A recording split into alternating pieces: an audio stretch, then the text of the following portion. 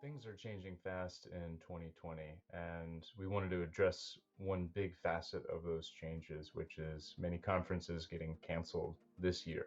And with that, the leads that would have come from those conferences. The question for anyone doing business to business sales, including many integrators, is how do we replace those sources of leads? We want to suggest that the natural place to do that is on LinkedIn, where you can network remotely and reach out to exactly the people that you would have wanted to meet at those conferences anyhow. So in this video, we'll be walking you through step by step what we do, what our process is to generate leads in business on LinkedIn. We hope it's helpful. Connor is our resident LinkedIn lead gen specialist, and he'll take you from here. All right, so the first thing to know about direct outreach on LinkedIn is that it's not for everybody. It works best for B2B companies serving a specific niche and a specific target audience. It doesn't work well for people whose target audience is everybody on LinkedIn. You need to have a specific type of person that you're trying to connect with. That way your specific messaging can resonate with them. What you're going to need to get started with direct outreach on LinkedIn is, first of all, a plan. If you just send a few messages without any strategy behind it, you're not going to be able to expect any real results, anything concrete. So you need to have a plan. Second of all, you need to have Sales Navigator, which is LinkedIn's premium version that allows you to search really specific filters and find exactly who it is you're looking for. And then to tie it all together, you need a spreadsheet or some kind of way to track everybody that you're reaching out to, make sure nobody slips through the cracks. Later in the video, I'll show you the actual spreadsheet that we use. So as a quick intro, there are four basic overarching steps to this whole process. First of all, you want to define who it is you're looking for. You're not looking for everybody on LinkedIn. You're just looking for one specific group of people that might have an interest in working with you or partnering with you. Second, you need to optimize your profile so it resonates with those people. Third, you need to craft your messages in a way that is going to connect with the people that you're sending messages to. And fourth, you want to start sending messages and connecting with people. To do the first step, to define who it is you're looking for, the first thing to consider is, are you looking for leads or are you looking for partners? If you are trying to write messaging for leads, it's going to be a little bit different than messaging for partners. And then second of all, if you want to think about what the demographics of the people that you're going for, where they live, the job roles that they're in, the companies that they work for, their education, things like this are going to help you narrow down your search on LinkedIn from the many millions of people on the platform to just a manageable list of a few hundred or maybe 1,000 people. Second step, you want to optimize your profile so it connects with the actual people that you're trying to reach and do business with or partner with. So the basics of this, and you can go really crazy with optimizing your profile, but the basics of it are you want to make sure you have a decent photo, a tagline that connects with people, and a description that is benefits focused and talks about your target audience, talks about the benefits that you can provide them rather than listing your accomplishments resume style. So for your photo, the first thing it's a couple main tips. You don't need to hire a professional photographer for this really. Most people can dramatically improve their LinkedIn profile pictures just by having a friend take the photo or a coworker take the photo with their cell phone in portrait mode or HD, standing in front of a background that isn't distracting, like a white wall or a building, something with the background kind of blurred out, and wearing something nice, whatever it is you would wear to work, really. I'll show a quick example here. I don't feel bad sharing this guy because he wrote an article on LinkedIn about the evolution of his profile photos. So this guy, the first initial photo he pretty clearly took from Facebook. It's not all that professional looking. Then his second version was this, which is a lot more professional. He looks like the kind of guy you might want to hire or work with. So This is the kind of thing to keep in mind when you are redoing your profile picture. Don't do the selfies from the low angle or in poor lighting. Take a photo earlier in the morning or later in the afternoon when the lighting's nice. Put on a nice shirt or whatever you wear to work and get someone else to take the photo, upload it to LinkedIn, and that's all you need to do. Your tagline is the little piece of text underneath your profile picture that follows you around all over LinkedIn. Anytime you post a comment, anytime you post something on LinkedIn or send someone a message, it's the little piece of text that's underneath that they see. So other than your photo, it's the first thing people see. So a good formula for this is to try and write something, again, benefits focused, that talks about how you help the people that you help. The last part is the description, and again, it's what a lot of people use sort of as a resume. Really what you want to do is try and capture people's attention, get them to scroll down your profile and be interested in connecting with you. The third step you need to do is to craft your messages. So again, you're not sending connection requests to everybody in the world, just a small select group of people. So you should know them. You know, they're the customers that you serve or the industry partners that you work with. So you're going to know best the kind of language to use and the kind of messaging that'll land well with them. The first message that you want to send is just a casual connection request, nothing salesy. You're just saying, hey, I noticed we are in the same industry, or your profile looked interesting and I thought I'd reach out and connect. And then you might ask them something casual to try and start a conversation, like what kind of things, what kind of projects do you have going on, something along those lines. A second message you would send 2, 3, 4 days later, once they've connected with you, is to send the person something helpful. You're not, again, trying to sell anything right away. You're trying to provide some value up front and build some rapport and build a bit of a relationship early on. So one option, one cool thing you can do is offer to send a free guide or a case study of some kind to the person that you're writing to. And this can start a bit of back and forth, and it gets you off on the right foot by offering something of value for free up front. The third thing that you want to do is a few days after that second message, ask the person for a meeting. And again, we're talking virtual meetings because we're not at these conferences right now. You don't want to go and ask for coffee to meet with the person right now. So in the meantime, the best thing to do is get on a Zoom call with the person or get on a phone call with them. Have a casual 15-minute conversation and see if maybe there's a possibility for the two of you to work together. The fourth step is to start searching and sending messages to people.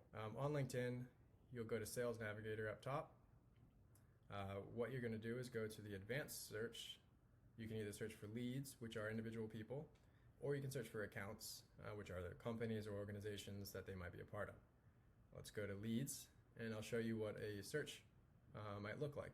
So say I'm an integrator looking to connect with IT directors or managers at software companies because I want to help them set up video conferencing in their offices and maybe for their remote employees. So to get started, let's say we're in Texas and we're looking in the Austin metro area. We want to connect with people that are pretty senior in their role. They're going to be decision makers. So you can search for C-level, VP, director, manager, and you can see there's a lot of other filters you can go for. And up top, you see the number of results that it's suggesting right here. The more filters we put in, the more narrow the search, the lower results, and the more targeted it's going to be. So the easier for you to reach out to people. In title, we can search for individual things like CTO, IT,